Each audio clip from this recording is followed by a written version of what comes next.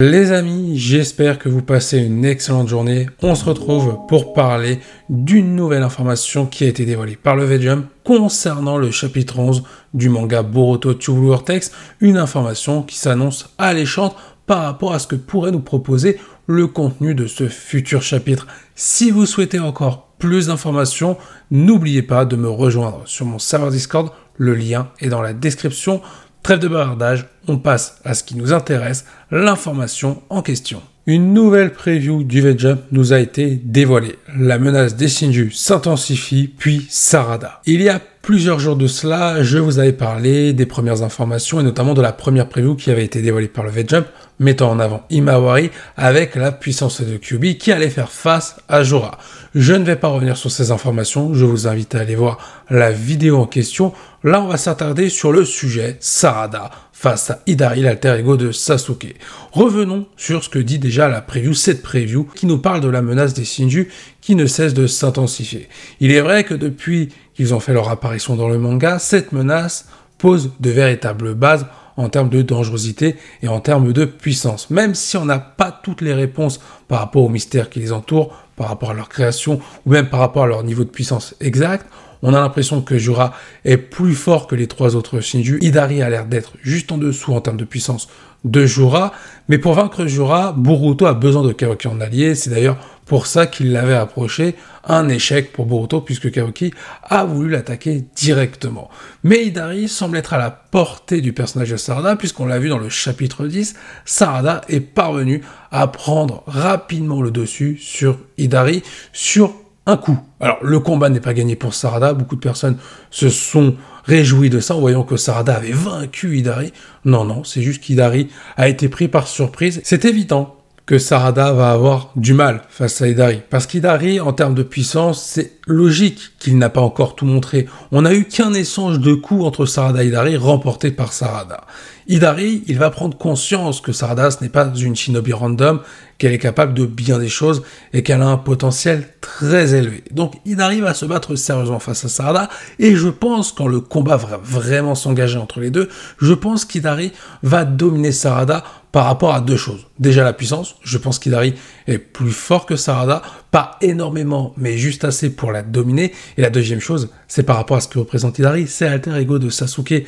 Et d'un point de vue émotionnel, je pense que Sarada va être mise en difficulté avec cet élément-là. Mais c'est ce qui va permettre aussi à Sarada de se surpasser pour finalement dépasser la puissance d'Hidari, de développer à nouveau son Mangaku Sharingan et pourquoi pas sauver par la même occasion Sasuke. Peut-être qu'en combattant Hidari et qu'en le tuant, cela permettra de libérer Sasuke de sa prison. Avec des enjeux aussi élevés, Sarada va avoir du mal à encaisser le choc dans un premier temps, mais ça va être un effet ricochet, c'est ce qui va permettre à Sarada de se surpasser en termes de développement, de puissance, mais aussi en termes de responsabilité. Une belle mise en avant pour ce personnage est à venir avec le chapitre 11 et pourquoi pas d'autres chapitres aussi. Je voudrais aussi revenir sur la menace qui est représentée par les Shinju. Une menace qui semble être impactante, enfin qui est impactante, ça il faut pas dire le contraire, mais j'ai quand même un problème avec celle-ci. C'est pas la menace en soi qui me pose problème, c'est plutôt le contexte où on a placé cette menace et face à qui on la met cette menace. Jorah et Hidari nous sont présentés comme des adversaires redoutables avec un sang-froid à toute épreuve et surtout cruels malgré qu'ils restent calmes. Ils sont cruels dans un calme terrifiant. Quand on regarde Jorah et Hidari, ils ont exécuté des shinobi sans même éprouver le moindre stress, sans éprouver la moindre action. C'est ce qui rend les personnages directement de base imposants, impactants et encore plus dangereux. Le souci, c'est qu'ils n'ont pas été mis face à l'ancienne génération. Qu'on nous présente la nouvelle génération, qu'elle soit là pour agir pour défendre Konoha, je suis d'accord qu'il faut les mettre. Mais l'absentéisme de l'ancienne génération, c'est totalement illogique, incohérent. Les deux Shinju sont en plein cœur de Konoha. Il y a eu des morts. Inojin est gravement blessé. Alors peut-être que dans le chapitre 11, justement par rapport à ça, on aura l'intervention de Ino. Mais Ino, on l'a déjà vu. Nous, on veut voir du Kakashi, du Tsunade, ou même un Rock Lee, Shoji, Kiba. On doit voir ces shinobi. Peut-être pas tous, mais au moins en voir un ou deux qui se mesurent face aux deux Shinju. Évidemment, ils ne sont pas de taille, ils vont se faire éclater. Mais on connaît le niveau d'un Rock Lee, même si son potentiel n'a jamais été atteint. Si un Rock Lee se fait éclater face à un Jura, justement, ça crédibilise encore plus ce Jura. On se dit, ok, Jura, il est capable de péter un Rock Lee qui a le niveau d'ouvrir cette porte. Peut-être qu'il est capable d'en ouvrir 8, on ne sait pas. Mais au moins, ça pose le contexte encore un petit peu plus. Nous montrer Jura et Hidari face à des randoms pour au final qu'ils se fassent tuer, ça ne montre rien en termes de crédibilité au niveau de la puissance. Quand on regarde bien, quand on fait le constat, il y a un effet domino qui aurait pu être sympathique. Jura et Hidari, ils n'ont pas prouvé leur valeur. On n'a pas une échelle de puissance qui a été installée pour ces deux personnages de façon individuelle. Ils ont battu des randoms, très bien, ils ont été opposés face à la nouvelle génération, l'équipe 10 Himawari, mais ils n'ont pas battu d'adversaires coriaces, ce qui fait qu'on ne les a pas crédibilisés au niveau de leur puissance. Jura est désormais face à Himawari, peut-être que plus tard il y aura Kawaki, voire même Boruto. Ça aurait pu mettre en avant Himawari, mais vraiment bien plus, parce qu'on se dit que si Himawari était capable de tenir tête face à Jura, en ayant eu une scène où Jura aurait battu un ancien shinobi de l'ancienne génération, tu te dis, ok, le niveau de Jura, c'est ça, ce qu'a fait Himawari, seulement rivaliser face à lui, ça aurait pu être crédibilisé encore plus. Quand Boruto et Kawaki vont s'allier, si c'est le cas, pour vaincre Jura, ou même Kawaki qui battrait Jura, pourquoi pas, en se surpassant lui-même, peut-être que là, ça aurait aussi donné un impact à Kawaki en disant « Ok, Kawaki, il a battu Jura, qui a battu ce personnage-là. » On aurait donné une valeur à Jura pour encore plus valoriser justement le personnage de Kawaki. Et c'est aussi le cas pour Sarada face à Hidari. Sarada va être mise en difficulté face à Hidari, elle va être mise en avant par rapport au contexte, mais le problème, c'est que si elle bat Hidari, on va se dire, ok, mais Hidari, on ne sait pas exactement à quel niveau de puissance il était. Il n'a pas battu d'adversaire redoutable jusqu'à maintenant. Il a seulement posé problème à Sarada pour finalement se faire tuer par celle-ci. Ok, Sarada est redoutable, mais elle appartient à la nouvelle génération. On aurait aimé avoir une échelle de puissance, une valeur précise pour Hidari, pour que c'est comme conséquence un effet sur la victoire de Sarada en se disant qu'au vu du contexte, ce qu'a fait Sarada en battant Hidari, elle a battu ce personnage qui a battu ces shinobi-là. Donc la prouesse de Sarada aurait été encore plus valorisée. Je ne sais pas si vous voyez où je veux en venir, mais pour moi l'absentéisme de l'ancienne génération, certes, amène de la visibilité pour la nouvelle génération, mais n'amène pas assez de lumière en termes de crédibilité par rapport aux prouesses qu'ils peuvent accomplir. Je me souviens qu'à l'époque, dans Naruto Shippuden, plus en Naruto, on avait la nouvelle génération, incarnée par Naruto, Sakura, Sasuke, et l'ancienne génération, représentée par le troisième Hokage. On les voyait se mettre en valeur, et c'est justement cette valeur-là qui faisait que, par définition, on avait une représentation, un passage de flambeau qui se traduisait avec la nouvelle génération, qui accomplissait des choses que l'ancienne génération ne pouvait pas réaliser ou n'a pas su réaliser. Et c'est ce qui montrait encore plus la valeur de la nouvelle génération par rapport à l'ancienne, de par la puissance, mais aussi par rapport aux éléments qu'ils ont pu changer. Et ça passait par la mentalité.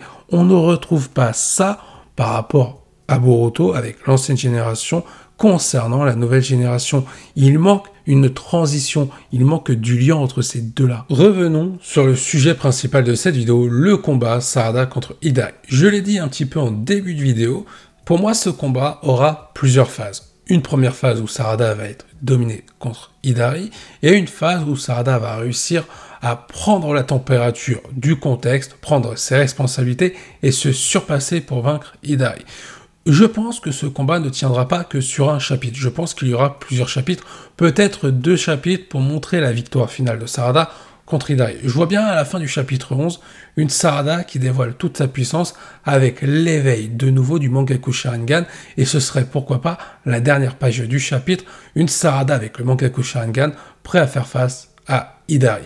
Et le chapitre 12 nous montrerait justement le combat avec Sarada et son Mangaku Sharingan. On découvrirait les pouvoirs, les premières facultés de cette pupille évoluée face à Hidari. Pendant qu'à côté, on aurait le combat entre Jura et Himawari. sachant que je pense qu'il y aura aussi des interventions. Je vois bien Kawaki intervenir du côté de Jura pour aller protéger Imawari, et Boruto pourrait en profiter pour aller aider Sarada face à Idari, vu que Kawaki est occupé du côté de Jura. Maintenant, la question qu'il faut se poser, est-ce que d'un point de vue scénaristique et développement, est-ce que ce serait intéressant de mettre en avant Sarada dans un duo avec Boruto face à Idari? Je pense qu'en termes de duo, par rapport au lien Boruto-Sarada et par rapport à la promesse de Boruto envers Sasuke, ça peut être hyper intéressant de les développer face à Idari. Néanmoins, je pense que ça risque de nuire au développement individuel de Sarada face à Idari.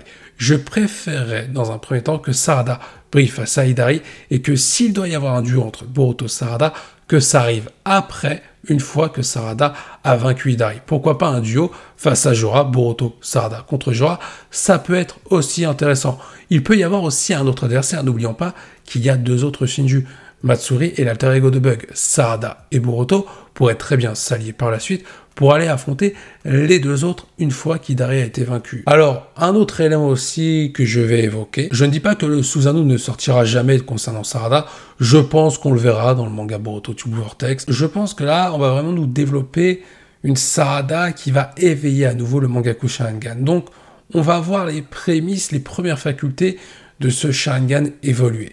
Donc on ne va pas tout dévoiler en termes de potentiel à Sarada, on va la laisser se développer au fur et à mesure, et pour commencer ce développement, on va mettre la première pièce, on va mettre l'éveil du Mangaku Sharingan avec une prise de conscience de la fille de Sasuke en comprenant qu'elle a fait évoluer son Sharingan et qu'elle doit désormais apprendre à le maîtriser pour vaincre Idari.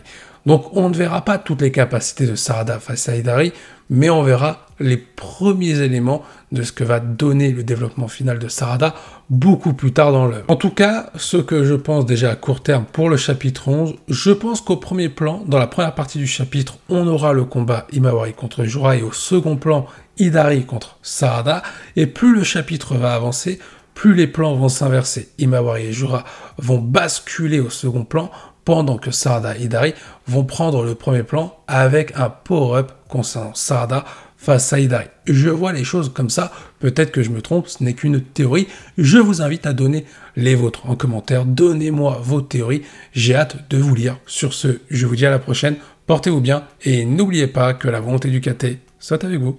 J'espère que tu as apprécié cette vidéo, n'hésite pas à liker pour me soutenir et à t'abonner pour ne rien manquer sur ma chaîne YouTube.